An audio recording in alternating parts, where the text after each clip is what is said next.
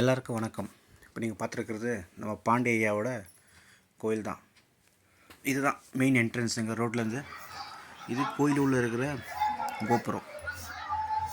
அருள்மிகு ஸ்ரீ பாண்டி முனீஸ்வரர் கோயில், மதுரை.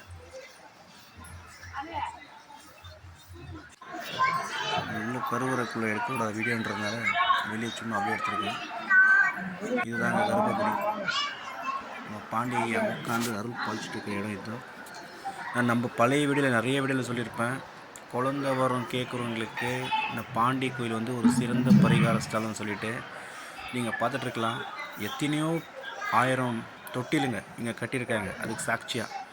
ஏன்னா அந்த குழந்தைங்கள்லாம் பாண்டியாவோட அனுகிரகத்தில் பிறந்த வச்சு அவ்வளோ பேரை வந்து இங்கே அந்த தொட்டில் கட்டியிருக்காங்க பாருங்கள்.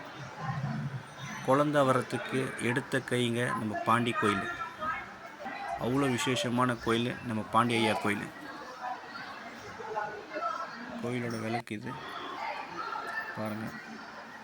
குழந்த பிறந்தவங்க எத்தனையோ பேர் பாண்டி, பால் பாண்டி, ஏதோ பேர் வச்சுருப்பாங்க. எல்லாம் ஐயாவோட பேர். ஏன்னா ஐயாவோட அனுகிரகத்தில் பிறந்த குழந்தைங்களுக்கு ஐயாவோட பேரை வைப்பாங்க.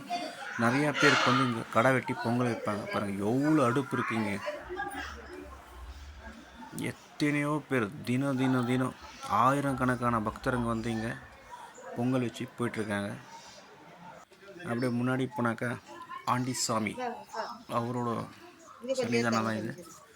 ஆண்டி சாமி நம்ம ஐயாவை பார்த்துட்டு வந்தீங்கன்னாக்கா தரிசனம் பண்ணிவிட்டு அப்படியே கீழே போய் ஆண்டி சாமியை பார்க்கலாம்.